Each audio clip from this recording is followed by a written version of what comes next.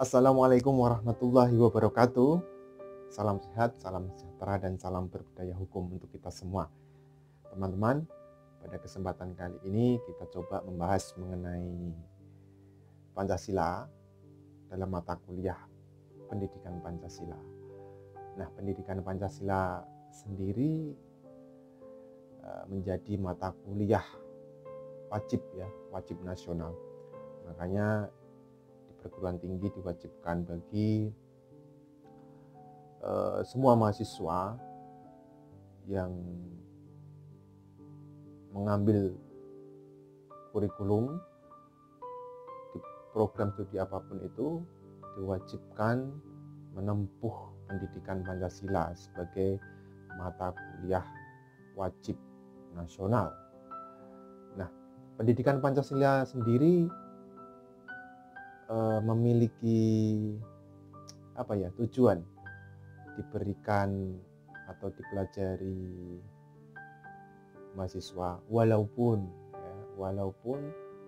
disiplin ilmunya itu tidak khusus membahas mengenai ilmu sosial. Saintifik pun membahas harus diwajibkan menempuh mata kuliah pendidikan Pancasila. Nah, kali ini kita coba membahas mengenai manfaat. Manfaat kenapa? Kenapa mahasiswa itu wajib menempuh mata kuliah pendidikan Pancasila? Nah, kita tahu Pancasila itu sebagai filosofis groundslah, falsafah dasar bangsa Indonesia. Artinya pengantar ini itu falsafah. Falsafah itu berarti nilai-nilai yang mendasar, yang dijadikan landasan bangsa ini untuk menapaki setiap kehidupan hari ke hari. Tentunya bangsa ini punya tujuan. Bangsa ini tidak mungkin dibentuk tanpa suatu tujuan, atau katakanlah kalau kita itu dalam institusi punya visi, misi begitu pula bangsa ini terlahir atau memproklamasikan bangsa ini untuk merdeka dulu itu ada tujuannya. Salah satunya apa? Kita tahu salah satunya ada mencerdaskan kehidupan bangsa, ikut menjaga perdamaian dunia dan sebagainya. Kali ini kita coba bahas mengenai manfaat pendidikan Pancasila bagi mahasiswa yang telah menempuh, pendidikan Pancasila. Ada goals, ada tujuannya. Tujuan apa diberikan mata kuliah Pancasila? Justru yang paling bagus diberikan di level-level dasar, artinya di semester awal. Karena apa? Ini menjadi fondasi. Nanti kita bahas salah satu manfaat diberikan pendidikan Pancasila untuk mahasiswa. Manfaat selain nanti kita bahas manfaat pada pertemuan kali ini, kita coba membahas mengenai landasan mengapa harus diberikan pendidikan Pancasila untuk kita yang menempuh di perguruan tinggi, mahasiswa yang menempuh di perguruan tinggi. Salah satu manfaatnya mempelajari pendidikan Pancasila yang pertama adalah mahasiswa ini kan calon-calon generasi penerus masih muda biasanya masih muda, pemikirannya masih idealis. Ini teman-teman ini pemikirannya masih idealis. Idealis itu apa? Artinya idealis itu misalnya idealis tentang kebenaran. Di mata mahasiswa ini kalau berbicara mengenai idealis kebenaran, maka tidak pernah membicarakan atau tidak ada dalam pikirannya itu seseorang itu berbuat salah, tidak benar, misalnya melawan hukum, misalnya korupsi. Mereka menentang, mahasiswa ini menentang terhadap hal-hal yang tidak baik seperti itu. Itu idealis. Idealis kedua, idealis misalnya tentang idealis keadilan. Ini anak-anak hukum terutama ini melihat suatu bentuk ketidakadilan ya di bumi Indonesia yang tercinta ini, mereka sangat risih akan menentang apapun itu. Bahkan kita tahu teman-teman kita di sana, para mahasiswa ya dari sejarah-sejarah yang lama itu, peran mereka dalam mewujudkan keadilan itu sangat luar biasa sekali. Bahkan idealisme tentang keadilan ini seringkali dalam ya mewujudkan keadilan ini mereka berani mengorbankan ya tubuh, nyawa. Banyak sekali teman-teman kita sampai kehilangan nyawa untuk memperjuangkan keadilan di sini. Nah, tadi salah satu manfaat dari pendidikan Pancasila itu kita memiliki ideologi Pancasila. Ideologi apa itu? Cara pandang. Cara pandang berpikir ya. Kemudian ide-ide ya, dari kata ide ya. Ideologi, logos, ide, logos, ya. Ide dan logos. Idenya apa? Pikiran ini mendasari. Ya. Kemudian bisa mendasari, masuk tidak hanya ke pikiran, masuk ke perasaan, membawa semangat untuk memperjuangkan ide-ide yang ada dalam pikiran. Namanya ideologi begitu. Untuk apa? Untuk tadi mewujudkan keadilan, mewujudkan kebenaran. Ya. Ide-ide itu rumuskan dalam logika kita, dalam pikiran kita, masuk ke hati. Ya. Makanya apa? Kalau sudah masuk ke hati, punya rasa. Ada sesuatu yang menyimpang dari aturan, ada sesuatu yang menyimpang terhadap kebenaran itu, ada rasa yang menggugah jiwa ini untuk apa? Untuk menolak. Pertamanya menolak. Menolak kemudian sampai ada power, ada kekuatan yang ingin memberontak untuk menolak, memperjuangkan hal-hal yang tidak sesuai tadi. Itu ideologi Pancasila. Berarti pikiran-pikiran kita, kemudian ketika kita ingin bertindak, itu harus beridekan Pancasila. Ya, saya yakin teman-teman hafal terhadap sila-sila Pancasila. Ada yang tidak hafal? Pasti saya yakin hafal semuanya teman-teman. Ketuhanan, sila pertama. Kemanusiaan, sila kedua. Ketiga, persatuan. Keempat, kerakyatannya. Dan sampai titik sila kelima, keadilannya. Itu menjadi pola pikir yang mendasar bagi kita untuk melaksanakan kehidupan sehari-hari. Ya, itu manfaat yang pertama. Kemudian manfaat yang kedua, sadar. Ya. Sadar penegakan hukum. Terutama teman-teman kita, sarjana hukum, ya kita disiplin ilmu hukum, kita harus sadar dong terhadap penegakan hukum. Negara Indonesia ini negara hukum, ya, berkiblat pada hukum. Aristoteles berkata negara yang baik itu adalah negara yang hukum, yang berkiblat terhadap hukum, negara hukum. Ya, kita sudah merumuskan bahwa negara Indonesia ini negara hukum. Jadi mau tidak mau, suka tidak suka, kita harus ikut serta dalam melakukan penegakan hukum, law enforcement. Ya.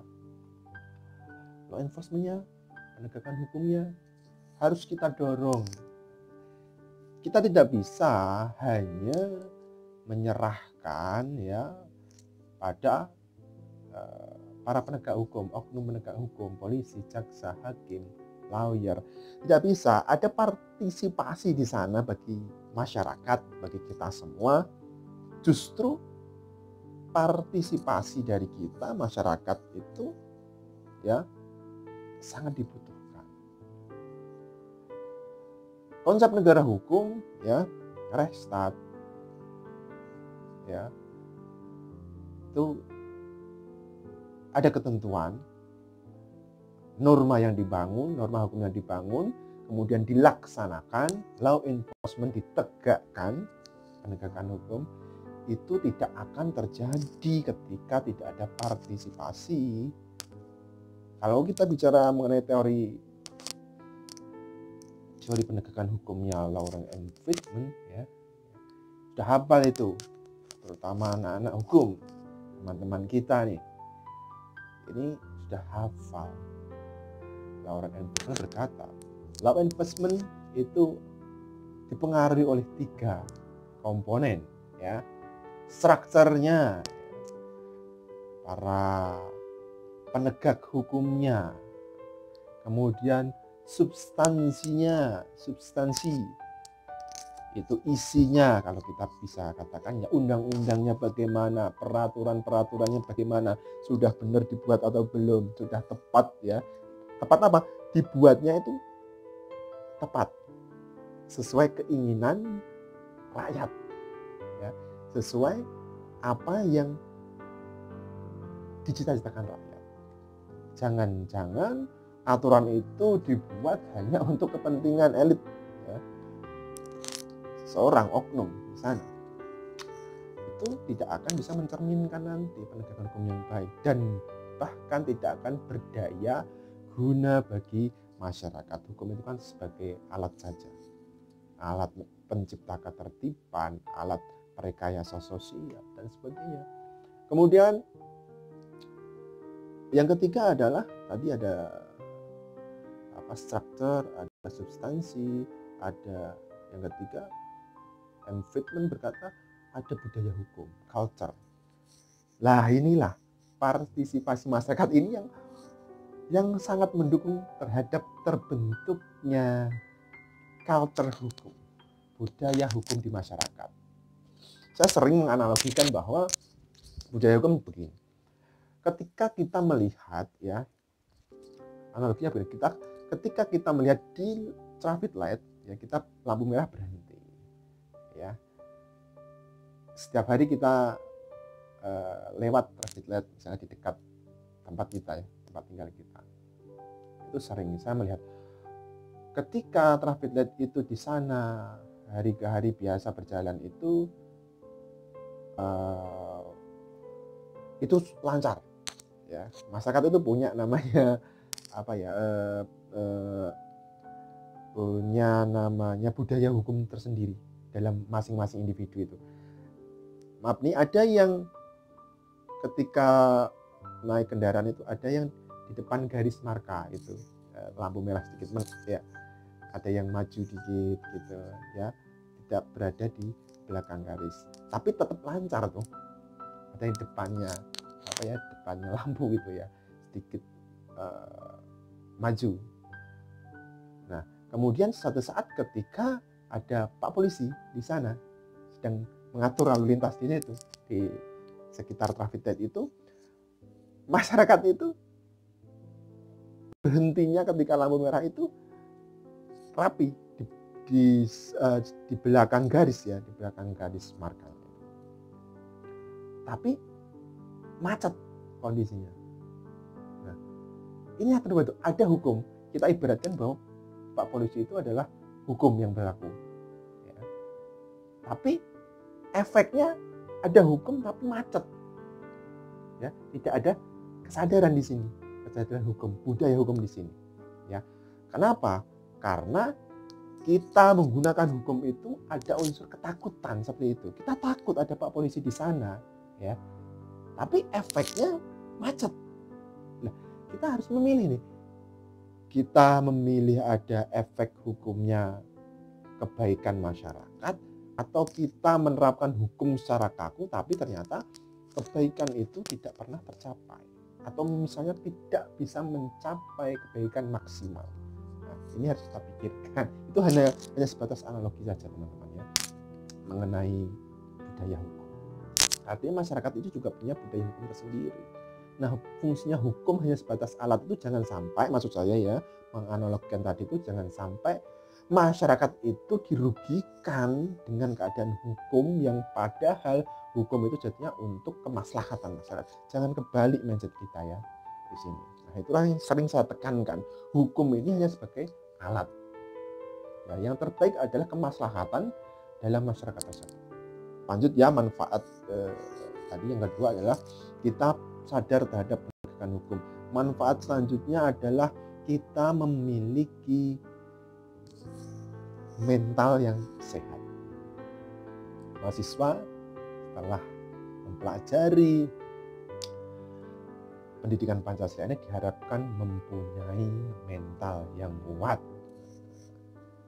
Berarti apa? Di dalam perkuliahan pendidikan Pancasila, dalam kelas, dalam diskusi, mungkin di luar kelas, kalau semacam ini kita COVID bisa melalui daring, itu diharapkan pengampu bisa memberikan motivasi ya, para dosen, para pendidik, para guru mungkin ya harus bisa memberikan motivasi kepada generasi saat ini, generasi ya yang belajar terhadap pendidikan Pancasila, belajar pada Pancasila ini bisa menggugah pikiran ya. Pengampunya bisa memberikan motivasi, kemudian menggugah pikiran peserta didik agar dia mempunyai mental yang sehat. Mental yang sehat itu apa? Ya, mental yang sehat itu ya secara rohaninya sehat, ya ada rohaninya sehat, jasmaninya ya, kalau jasmani sehat kan bisa dengan olahraga, tapi kalau mentalnya itu ya dengan cara belajar ya, dengan ada ilmu pengetahuan yang masuk, kemudian bisa dengan mempelajari salah satu agama ya, mendekatkan diri dengan Tuhan dan sebagainya, itu untuk menjadikan bentuk mental yang sehat. Ini tugas para pengampu nih. Kita sadar bahwa generasi ini ya, moralitas, kemudian tata krama, karena ada budaya-budaya asing, teknologi yang canggih sudah masuk, ini membuka pintu seluas-luasnya degradasi terhadap budaya-budaya yang baik itu tadi. Nah, jangan sampai mentalnya juga terkikis, teman-teman di sini ya. Kita semua jangan sampai mentalnya itu nggak kuat, nggak sehat. Kalau mentalnya sehat ya, berarti nanti pikirannya sehat, hatinya sehat, bisa berbuat, melakukan tindakan yang sehat ya, kemudian bisa bermanfaat untuk kehidupan. Itu mental yang sehat. Selanjutnya ya, yang keempat, adanya sadar norma pergaulan.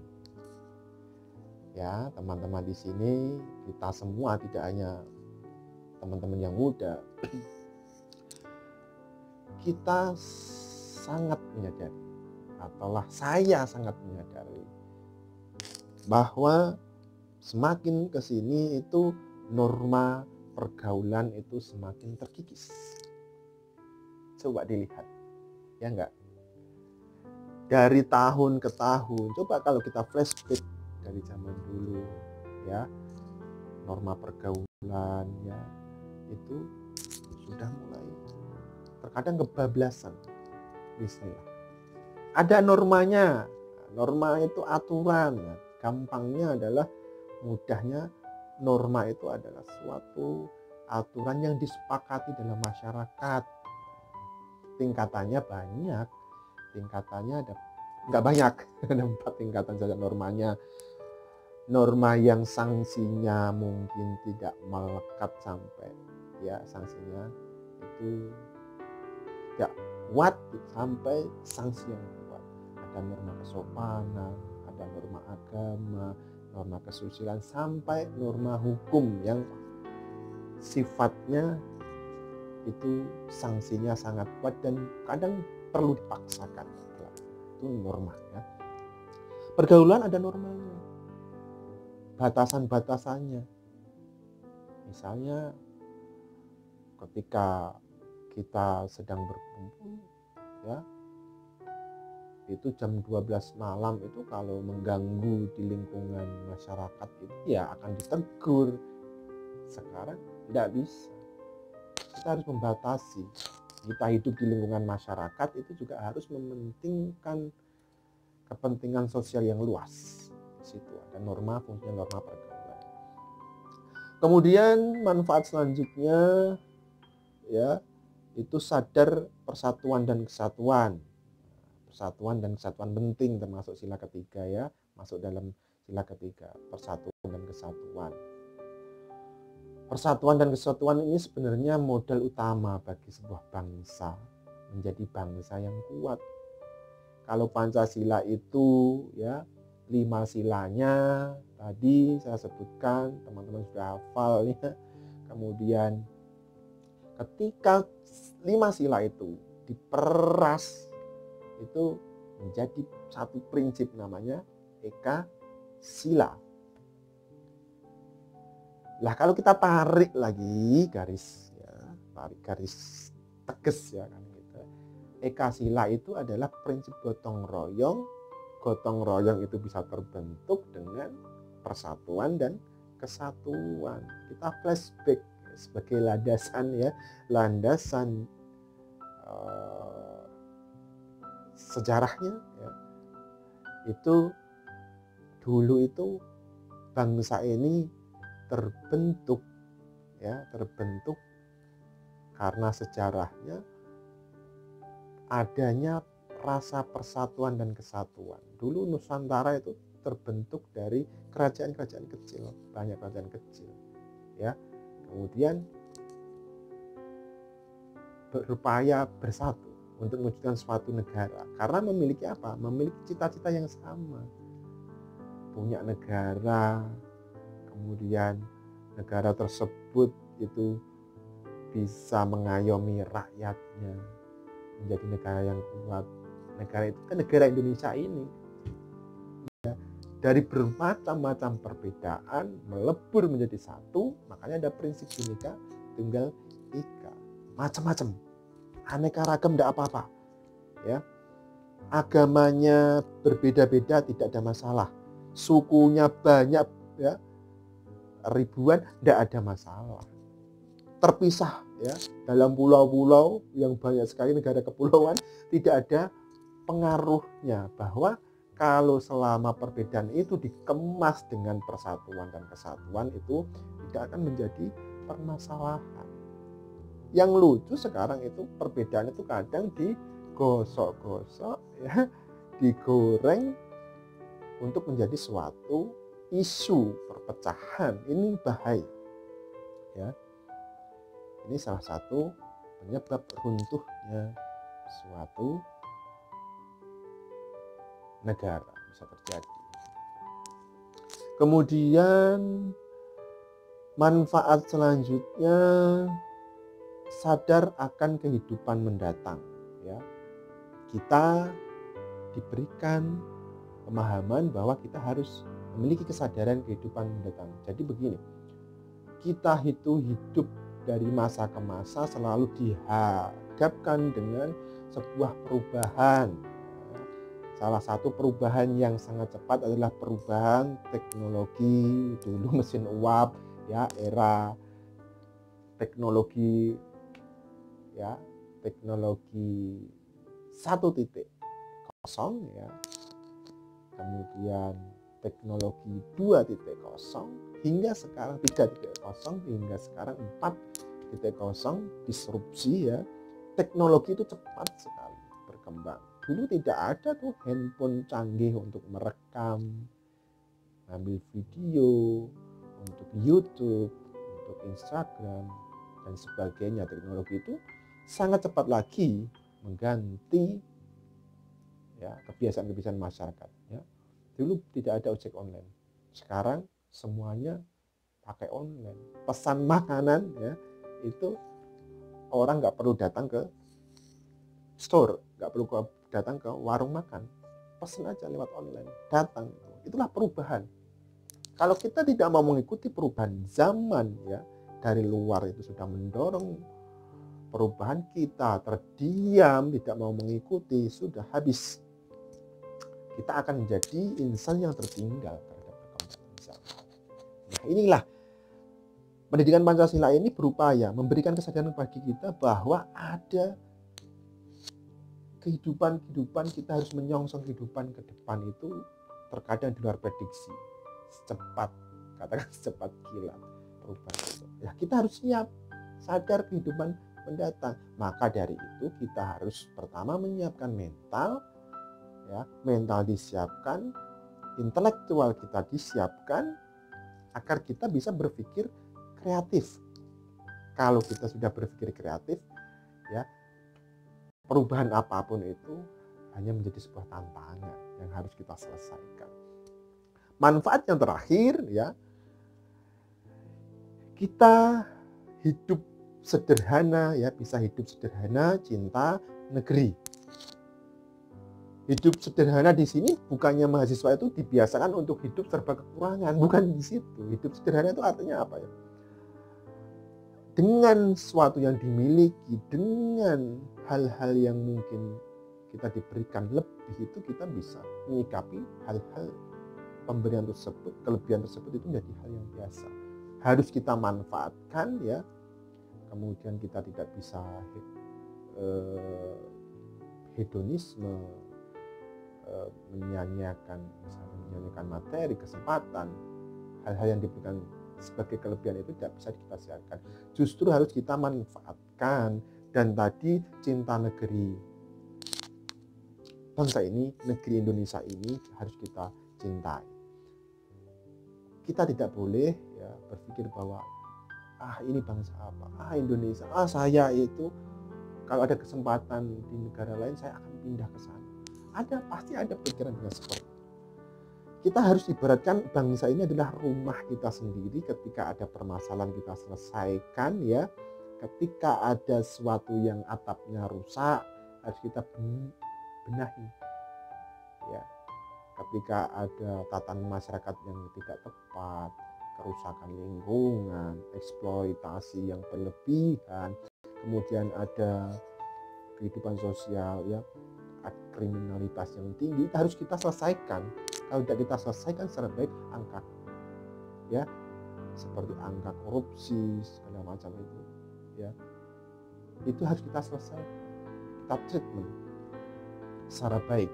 Agar apa? Bangsa ini ketika tadi kita sudah cinta terhadap negeri ini, mau tidak mau kita harus berupaya bagaimana negeri ini bisa menjadi sebuah negeri, ya, yang baik, yang bisa memberikan, ya, kebahagiaan kehidupan bagi rakyatnya. Baldatun thayyibatun wa ghafur. Itu cita-cita, ya, negara-negara yang madani. Itulah manfaat mempelajari pendidikan Pancasila, teman-teman kita, setiap kehidupan. Terima kasih teman-teman. Mungkin akan kita sambung, kita bahas lebih lanjut materi-materi tentang pendidikan Pancasila pada kesempatan berikutnya. Terima kasih. Semoga selalu sukses dan jangan berhenti mewujudkan